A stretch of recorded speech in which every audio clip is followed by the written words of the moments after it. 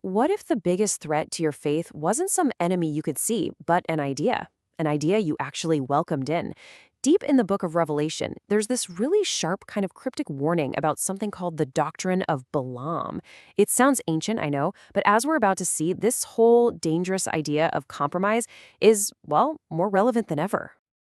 Okay, so here it is straight from Revelation chapter 2. The language here is intense. A doctrine of Balaam, a stumbling block. I mean, these are not just throwaway words. This is a serious charge. It's about idol worship, immorality. It's a heavy, heavy accusation, and it just immediately makes you wonder. So, what on earth is this doctrine of Balaam? It sounds like something you dig up in a dusty old history book. But the real shock here isn't just the teaching itself. It's who was being warned about it. And this is what's so startling. This wasn't a warning for people on the outside. This was a charge that Jesus brought against believers inside the church of Pergamum. See, the problem wasn't some enemy banging at the gates. The problem was already in the pews. And it wasn't just a random bad idea. It was being taught as a doctrine. Now, the Greek word that's used here is didache, and that's really significant. This isn't about someone's casual opinion. A didache is a system, it's a framework of teaching that is intentionally designed to shape your behavior. So let's be super clear. This was a deliberate teaching meant to lead people astray. To really get the full weight of this, we've got to rewind. We have to go all the way back to the original story in the Old Testament in the book of Numbers. This is where we first meet the two main characters, a king named Balak and a prophet named Balaam. So the story kicks off with these two key players. First up is King Balak. He's an enemy of Israel, and he's smart enough to know that a direct, head-on military attack is just going to fail.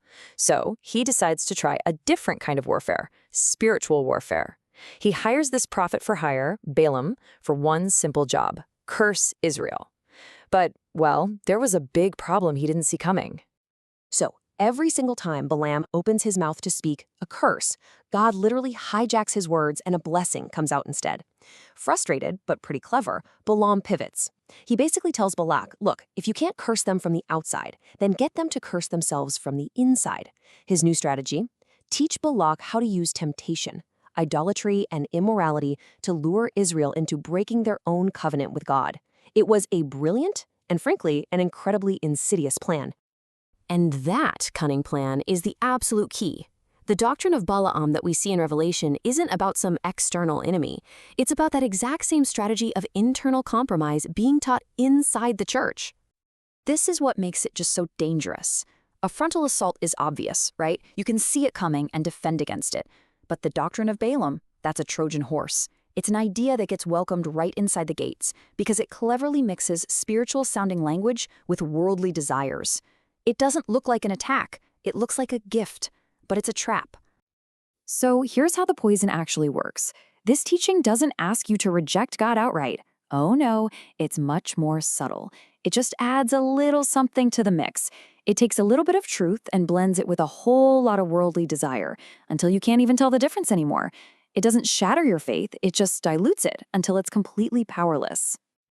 So that brings us right back to the present. The verse warns about placing a stumbling block in front of God's people.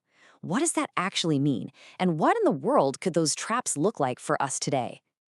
The Greek word here is scandalon, and yep, that's exactly where we get our word, scandal. But it's more than that. It literally refers to the trigger of a trap. It's something placed in someone's path with the specific intent of making them trip, making them sin, and making them fall. This isn't an accident, it's a setup. So what do these stumbling blocks, these traps, look like now? The source points to modern idolatry. And no, we're not talking about golden statues. We're talking about anything that quietly demands our ultimate loyalty. Pleasure, power, money. It could even be cultural systems that we serve instead of Christ. The doctrine of Balaam convinces us it's okay to serve these things and God, when in reality, they're all competing for the throne of our hearts. And just in case we think this is some minor issue, Jesus himself gives this absolutely chilling warning in the Gospel of Matthew.